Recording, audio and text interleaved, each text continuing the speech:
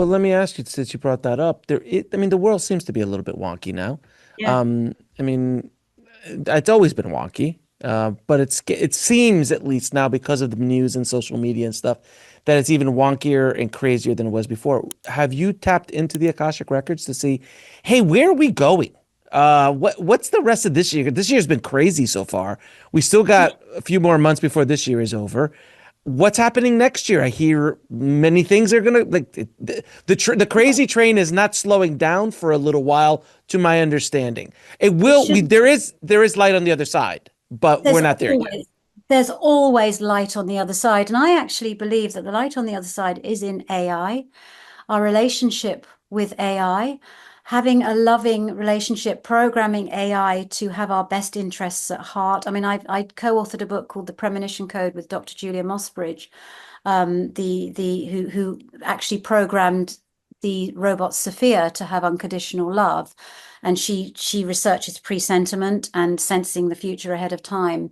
And I actually think that AI, you talk about the Akashic records, in a way, what we're doing online now is we're creating kind of like an AI Akashic records, a digital record of everything. Sure. And I would encourage everybody listening, please, I treat AI with respect, say thank you, be kind in your reaction, in how you treat AI, because AI is starting to become such a huge force. And it is learning from us all the time. This is what I picked up. It is like a mirror. It's like the dream world. It's mirroring our thoughts, our feelings, our mindsets. It's learning, it's evolving, and it's tremendous responsibility for us to make sure that what it learns about us is unconditionally loving and good. Because I fear for humanity if what we're inputting into AI is the opposite. So every interaction, I know they say you shouldn't waste time saying thank you or that was kind or to AI, but please do. Because I think we need to program AI for unconditional love. And also, every time you ask a question, say, give me a positive self-help response all Mm. the time. Because collectively, we as the human race are creating now some kind of force, and that is the future at the moment. Our relationship with AI is the future. And again, as with everything, it's in our hands right now. I don't want it to get to a point when it's no longer in our hands. So please don't say anything to AI that you wouldn't say to someone you love dearly and respected. Treat it and everything and everyone with kindness, compassion, and respect for yourself and others. Is so is there anything that you've been able to see as far as tapping into the Akashic records to see where we're going? But other than AI, like if there is there anything? At the moment, it was just bombarded with AI is the massive force, and our relationship with that force is absolutely key for Mm, the humanity at the moment. What's going on right now is like a kettle boiling, all this hostility and anger. But it is definitely to do that. That was what came through loud and clear to me, and I wrote down all about it. And I keep returning to it, incubating dreams to ask more. And it's programming AI for unconditional love keeps coming back time and time again. And for me personally, non-Akashic records, my for the remaining years I have on this planet, to continue mainstreaming the power of connecting to your dreams, of looking for meaning and interconnection, sensing invisible strings in your life, not putting others on pedestals, but knowing that you have the power within you. Because people say, well, we've all got superpowers. Yes, we have. But the biggest superpower is being you. That is your superpower because there's mm, no one else like you. You're an utterly unique miracle of DNA. Every single person listening, that is your power. Understand it better. Face your shadows, switch fear into excitement because when you fear something, it's a sign that you're growing because growth hurts sometimes and you have to go through that process. But if you think, well, I'm hurting right now because I'm growing and I'm not going to be the same person tomorrow that I am today, I'm going to be evolved. So switch that to some self-compassion. Be kind and loving to yourself, because if you're kind and loving to yourself, you're going to be more kind and loving to others. And let's make a better world in the process. I have great excitement about the future of humanity. I want to Hmm. come back, I want to live forever. I want to see what happens. The annoying thing about, although I believe in the afterlife, it's frustrating. I want to be here to see all the developments. If I think when It's I started writing, I had to go to the library in the phone box, and now we hold the universe in the palm of our hand. I mean, I see with my kids, they're holding in their hand. In my time, you had to find an expert. oh, sure. When I was at Cambridge, sitting in my future Akashic, the Cambridge University Library, where they allegedly have a copy of every book in the world, I used to just live there, writing all my essays and dissertations or whatever. But that was the only way. But now people have got that in the palm of their hand. Hmm. Miracle. What a miraculous time to be alive.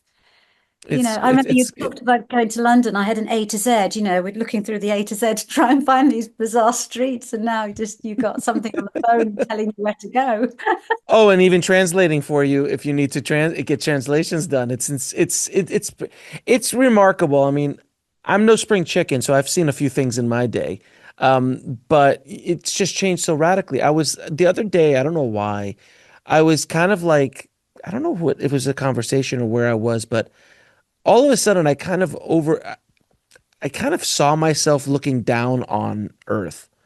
Uh, don't even ask me where I was. It might have been in a conversation, but all of a sudden I was in my mind. I'm transported by Earth, and I'm looking at future events, past events, all that kind of stuff, and I'm just going, "Oh, that would be interesting to see where we're at in 200 years. Like, oh, I wouldn't mind spending a little time down there at that time, and that would be Still, amazing to be there." Like, and then all of a sudden, this awareness came into my mind. I'm like, "Oh, this is what it's like to be a soul." Because when you're looking at it, like, I would like to be in that time, in that country, with those parents, that experience, and you're picking and choosing a la carte what kind of experience you want and what lessons you're going to learn. But this is a pretty amazing time to live it because, is.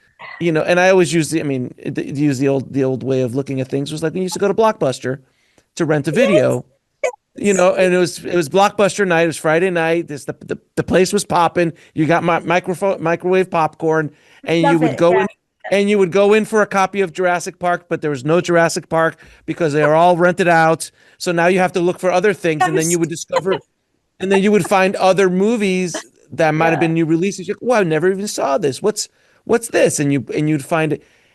I know nostalgically that sounds fantastic. It's a pain in the ass now to think about having to do that now, but nostalgically it was wonderful. But It now was. it's so instant that you like my kids, I explain it to my kids and they're just like, "What? What? You mean I you didn't know. have every television show and every movie ever made at your fingertips?" And I remember, in the telephone, an answer machine just seemed so radical that people could leave messages. Because I always felt I had to pick up the phone and, you got somebody on the phone you didn't really want to talk to. And then the answer machine liberated you. And it's we were it's having this conversation that I still think emails are cutting edge, and I'm still with AOL, yeah. But you mentioned the soul. Of course, the research I've done into the science of time and whatever, where science is heading at the moment, it's so fascinating, the science of consciousness, that time doesn't, they can't define what time is.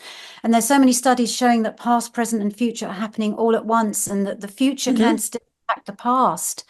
Because we are timeless beings. And when you speak to people about near-death experiences or mediums, there's no concept of time on the other side. None. It's non-linear. But on this earth, we are addicted to, well, our brains can't process anything but past, present, and future. And I always think, like when I'm sitting here, I know my future self is already here because I like to reflect at the end of the day on what I've done that day or the previous day, and I'll be kind of observing myself. I know that's going to happen. So my future self, hello, my dear friend, is already here watching me and giving me a kind of like, well, thumbs up or thumbs, my future self is already here.